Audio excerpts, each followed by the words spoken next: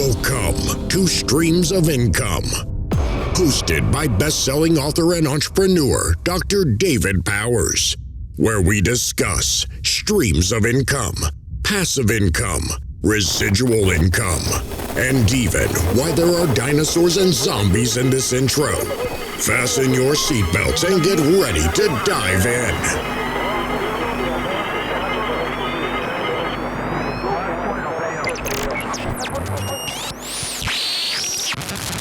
All right, everybody, welcome to the next Streams of Income podcast. I am here with Kyron Hellmrich. You're going to have to correct me on that one, man. Yeah, Hellmrich, yep.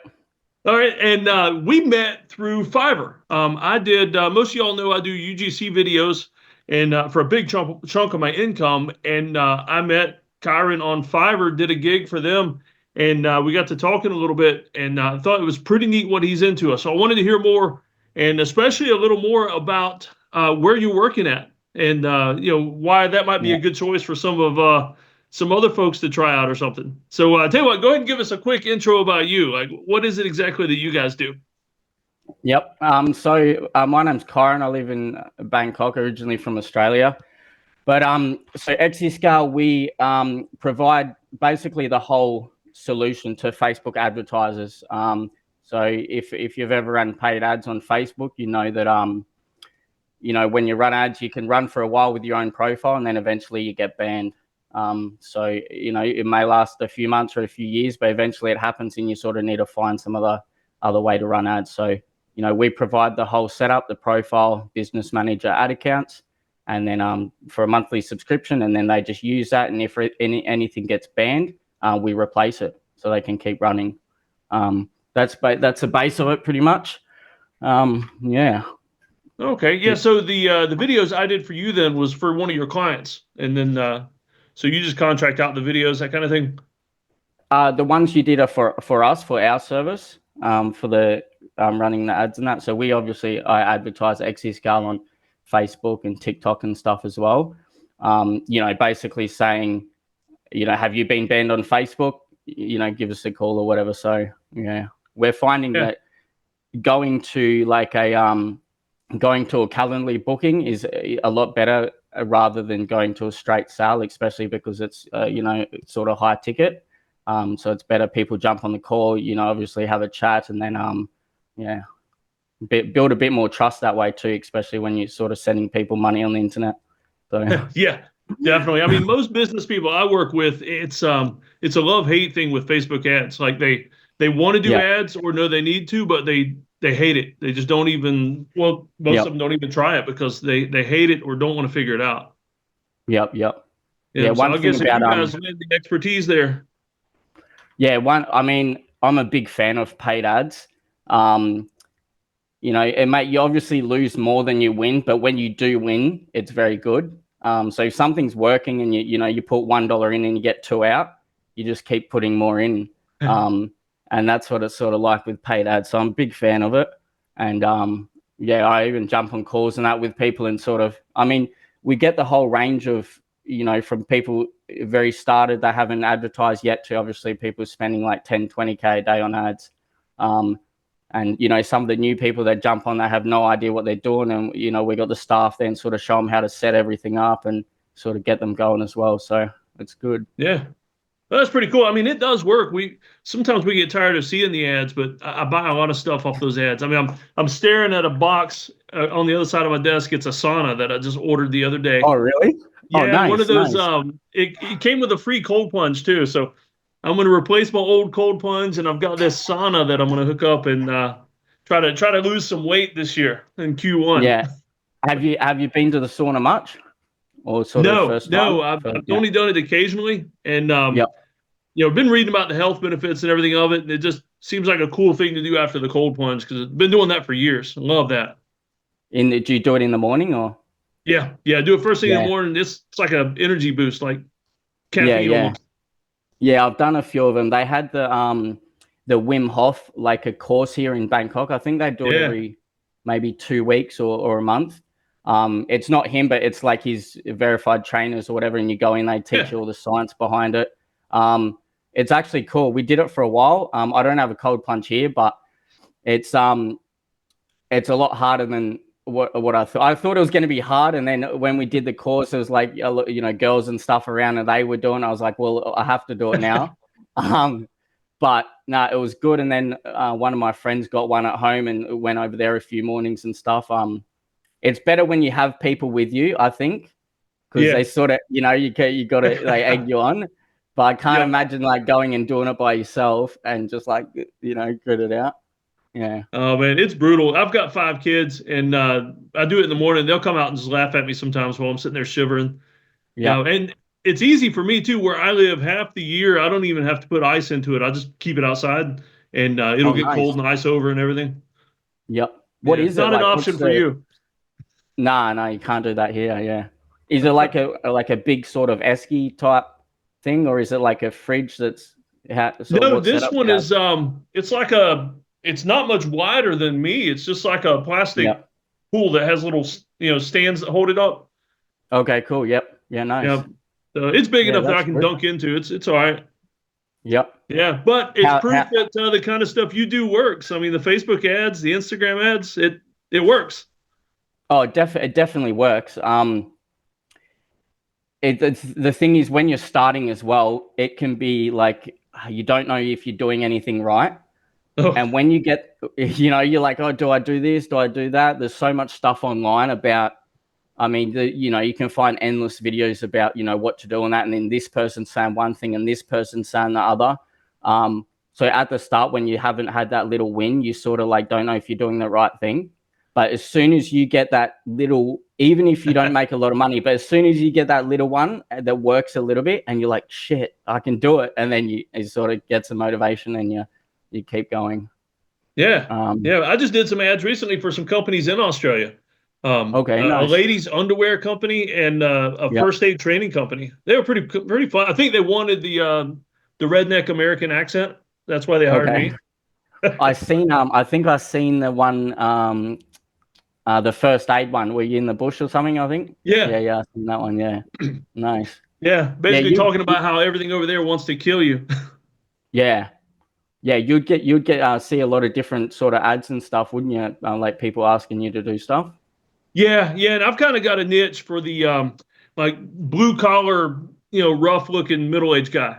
I do a lot of ads for ED medications, that kind of thing. Oh, yeah. And they send free samples. Oh, do they? That's cool. That's funny. Yeah, it's why I got 5 kids, I guess. Yeah. No, that's so. Good. Where are you from in Australia? Originally Western Australia, on the west coast, but I grew up on the east coast, far north Queensland, and it's actually very similar weather to Thailand. It's like you know, like hot, muggy. No, not really winter. Sometimes it rains a bit, but yeah, basically near on the same.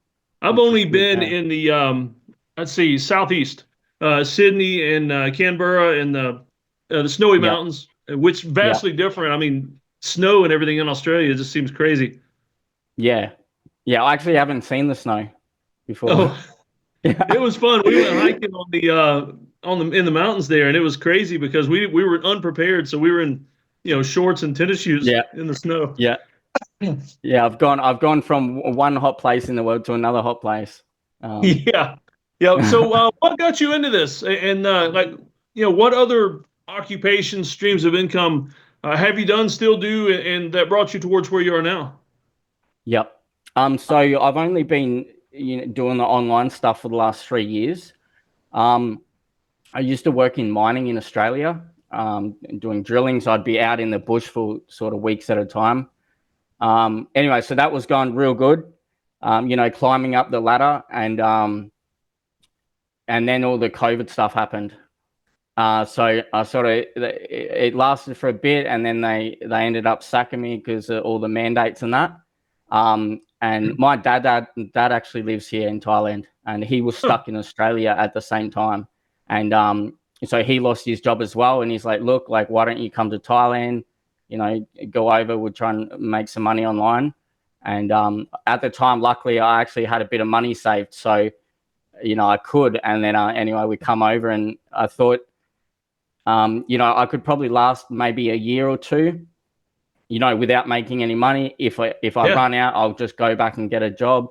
I didn't have to do that, so it worked out. It was probably a good thing now, but back then I wasn't happy about it. Yeah. Well, that's pretty cool. That's a big change, though, from working in the bush to getting your hands dirty sitting on a computer. Yeah, big change. Probably a big change in your definitely. fitness routine and everything too, having to switch from that. Yeah, definitely. I mean, it was sort of, you'd be job fit. It was doing the off-sighting at the start, and then I ended up being a driller at that, near the end. It's definitely physically demanding, and you stay fit. But I didn't have any time to go to the gym, and then basically when you come back off swing, you'd been at work so long, you come back, the last thing you want to do is, go to the gym or the gym or anything. But it's good, it's good now. I can, sort of work my own hours, and, there's got excellent gym in Bangkok. It's massive. I think one of the biggest in sort of Southeast Asia or something. You get some famous people and stuff go there, and you sort of have a look at all the influencers and stuff. It's something to see. Yeah. Yeah, that's pretty cool. So what's it like? Because I've had some friends that went to Bangkok from other places, mainly for the quality of what you can get for the price you get it. I mean, they could live so cheap there and what seems like luxury in other places. So what's it like being there? Like the perks and Yeah, look, I don't have anything bad to say. I probably wouldn't move back to Australia, I don't think, ever. That's how good it is. So, obviously I'll go back and see family and that once a year, but going back there to live, I don't think it will happen. Like you were saying, the quality of life here is just amazing. You can get like, a really nice place for cheap. I go to the sauna a few times a week, the gym, Muay Thai. Like if you didn't want to, you could just stay in your condo too, because everything gets delivered. You can get anything delivered basically the same day. It's good. The people, I think, I don't want to say Australians are angry or whatever, but I think as a general, the people here are just nice. Just as like a general person, everyone wants to help everyone. Like I don't see any conflicts or anything happening, which is good. I'm not saying bad stuff about Australia, but I think it's just a little bit more chill here. Oh yeah, no, I get it, because like in America, the stereotype is true that it's like just all hustle, hustle, hustle. I mean, other places seem so laid back compared to most of America. Yeah, they're definitely laid back here. I think they don't really like sort of conflict either. So everything's good, everyone's nice. It's real safe as well. You can be, I don't really go out too much anymore, but you can be out, like 3-4 in the morning, like hardly walk in some alley, and you'll be perfectly fine. Yeah. Where obviously some other countries you couldn't. Even in Australia, you probably, you just get some, idiots trying to fight you or something maybe, but here you got no problems at all. I haven't seen any problems at all. Yeah. I don't go out as much as I did when I got here, but maybe once a month or once every 2 months or something. Yeah. Well, it sounds pretty cool. I mean, places I've never been to Thailand, but it's amazing. People get so stuck on where they live and they don't realize what's out there. I mean, it's just pretty amazing. Yeah, for sure. I mean, before I'd left, I'd only come here for a holiday before.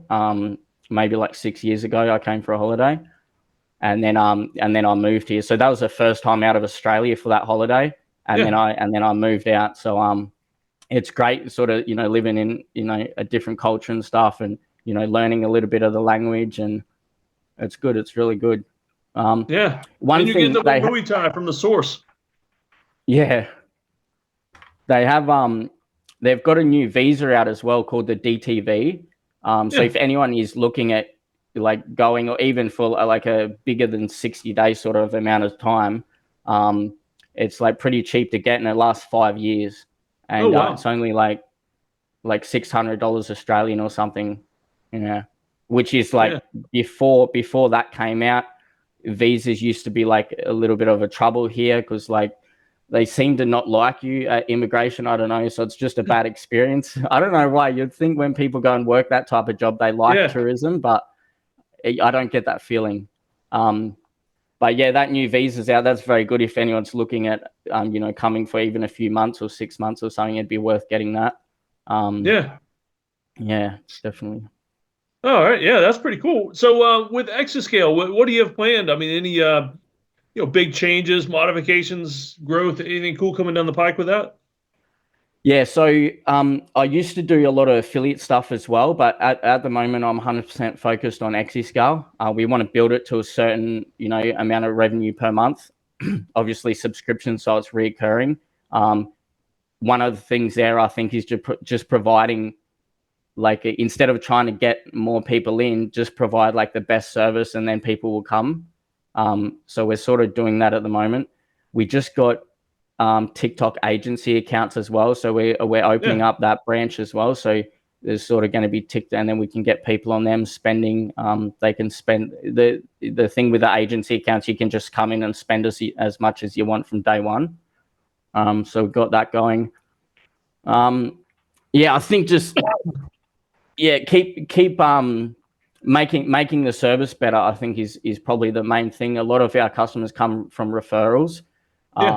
Obviously if someone runs Facebook ads, then their friend probably does, and that's sort of how the word spreads. And then you've got that social proof as well, rather than, just say you're having an ad up and then, like I said before, like someone sees it and then they just got to send some random people on the internet money. So yeah. Yeah, that's pretty cool. I mean, I like that though, because most people just focus on growth and forget everything else. But you focus on connections and better customer service, the growth happens. I mean, it'll come with that, but you grow the right way. Some people just try to grow real big and then sell it off or something, and you can tell. Yeah. I mean, it's sort of with anything, a good product, a good service. If you have that, and it's very easy to build on that. If you have something sort of like, cheap or not good, and you try and get rid of it, you might make a bit of money on the front end, but you're not really building anything of value. Yeah. All right. Well, I see some books behind you. What if you could recommend a good book, business book or otherwise? What would you tell people they should read? The first, if you haven't sort of read any of those type of books, I think Rich Dad Poor Dad. Yeah, good one. Have you heard of that? Yeah. Yeah, that there was sort of like how, when I said I had a little bit of money when I left, it was because of that book. Okay. So wow. about a year and a half or 2 years before that, I'd read it before, but it never sort of clicked. And then I read it again, and something just clicked, and I was like, shit, I need to like start saving money, because I was living sort of week to week. So I was like, I've got to save money, and I started buying Bitcoin, gold, just saving for, up until the point when that happened. And then fortunately I had done that, and then I could come here. Probably Rich Dad Poor Dad. If someone hasn't read sort of anything like that before, it's sort of like the one that opens your eyes and goes like, I don't know, you sort of realize like your house isn't an asset, and just all that type of stuff. Like if it's taking money out of your pocket, it's a liability. And if it's putting money in your pocket, it's an asset. So it's a little bit change of view, I think, on that. But there's a few other good ones. Advanced Selling Strategies by Brian Tracy. Okay, I know who Brian Tracy is. Yeah, Brian Tracy's. I've read probably four or five of his books. He's really good, as you would know, reading his books. It's interesting you mentioned Rich Dad Poor Dad, because it was your dad that kind of brought you to Thailand there and started over. Yeah, that's definitely a good book. I don't know if you get this as well. Some people probably do, but when say you read a book and it just doesn't sort of hit, and then I did that with the second volume of that series, the Rich Dad Poor Dad, and then the Quantum. I forget the name of Cash Flow Quadrant. That's the one. Yeah. Yep. So I tried to read that before, and I just, it wasn't sitting, and then I tried to read it like maybe a year later, and I just read the whole thing. I don't know. So it's like just different times in your life, and I don't know, and it sort of makes sense at one time and then didn't at the other. Your mind, you just weren't ready for it, and all of a sudden, though, because of experience and everything else, everything clicked. Yep. Yeah, no, I totally agree, because Rich Dad Poor Dad, it's an easy read, but he doesn't go heavy on like strategy, and so you need that second book to kind of, when you're ready for the strategy part. Yeah, definitely. It's not a book that tells you what to do. It's sort of just like how you view stuff, how you sort of view money and all that type. Oh, another really good book is The Creature from Jekyll Island. Oh, I've heard of that one. I haven't. That's about the That Federal Reserve, right? yeah. That one is crazy. That one. Yeah, that's about how the Federal Reserve started and all that. The thing about some, like, especially that one, you read it and you're just like, the whole thing's a scam. The whole, Yeah. and you're like, shit. Yeah, I don't know. Some people might not want to read it, but once you read it, you're like, it's money isn't real, that type of stuff. Yeah, that's a book that kind of makes a lot of the conspiracy theories, like brings reality to a lot of them. Yeah, definitely. It goes on about a lot of stuff in that book too. I think there's like an online, like an audio one you can listen to, which is just about the bank part.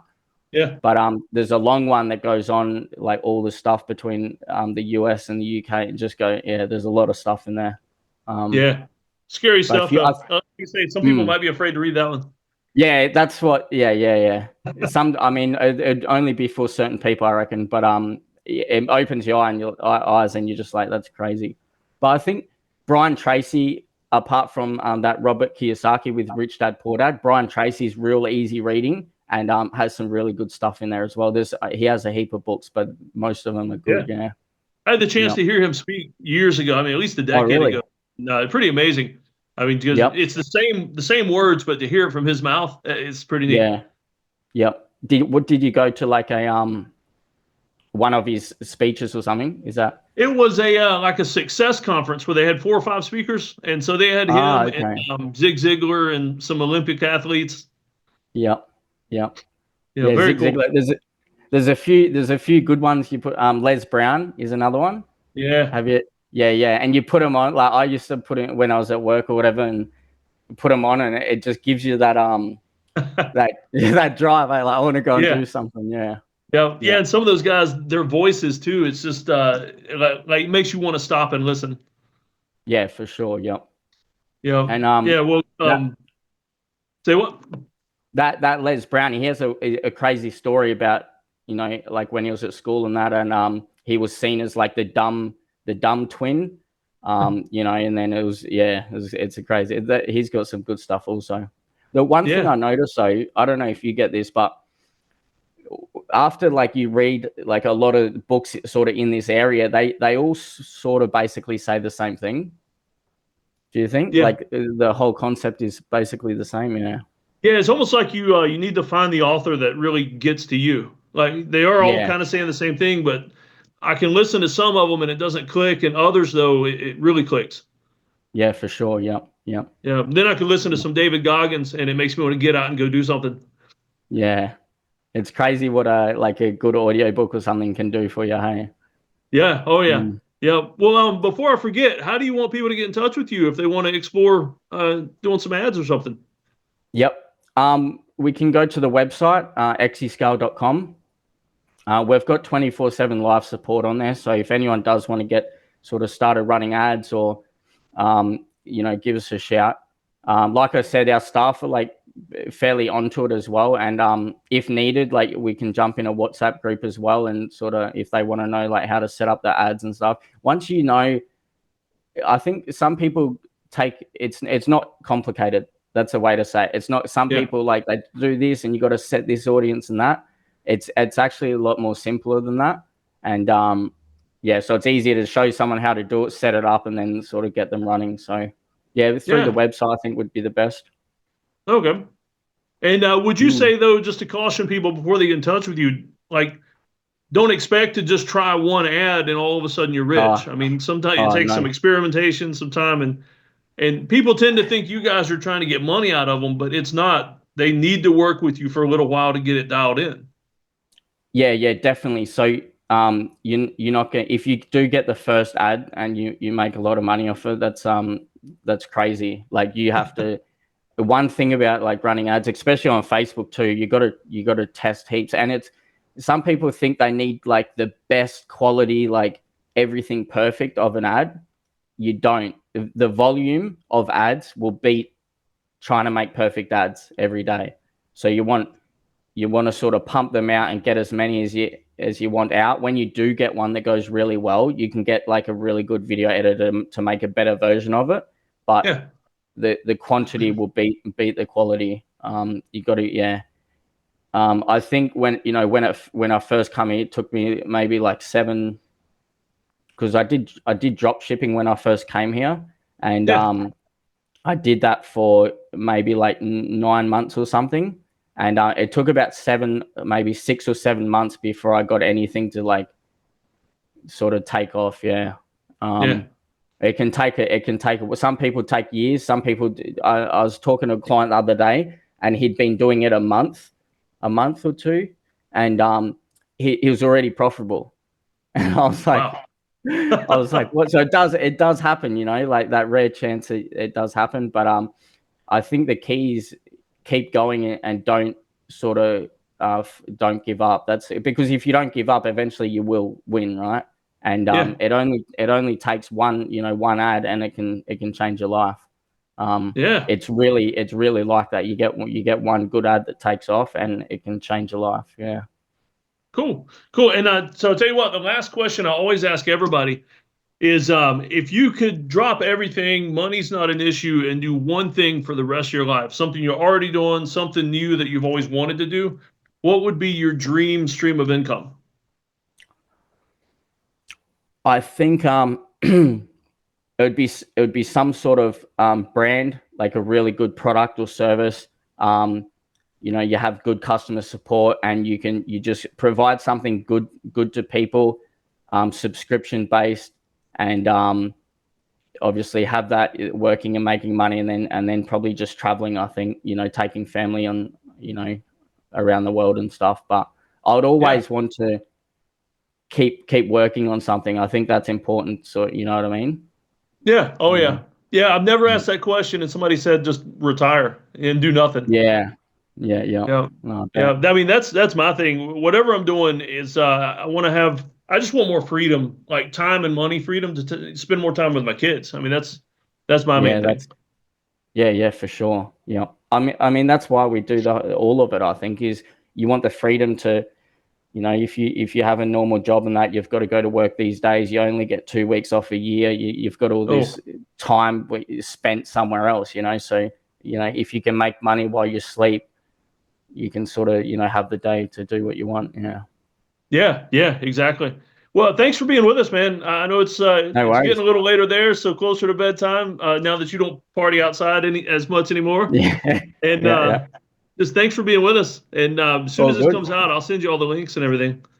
No worries. Thanks for having me. Hey, before you go, I just wanted to mention one more thing. It's in the show notes if you want the links, but I just wanted to tell you a little bit about passive income engines. So if you ever thought to yourself, hey, Dave, I listen to this awesome podcast, and I've listened to all your other podcasts because I know y'all do. But this is all too DIY for me. I don't know how to do this. I want people around me where I can ask them questions, where I can get help, where I get a sense of community. Well, that's what Passive Income Engines is. It's a private membership group that I run, where not only do I heavily research and vet and personally invest in most of the opportunities that are listed there. Some of them are too specialized, but other people, I work with experts, and tons of opportunities listed within the network there. But here's the big thing. There's a weekly office hours. And one of the things with that is that I do a weekly lesson. Right now we're going through a book series, and I do a weekly lesson. We have Q&A. You can log on and ask tech questions, anything like that during the office hours.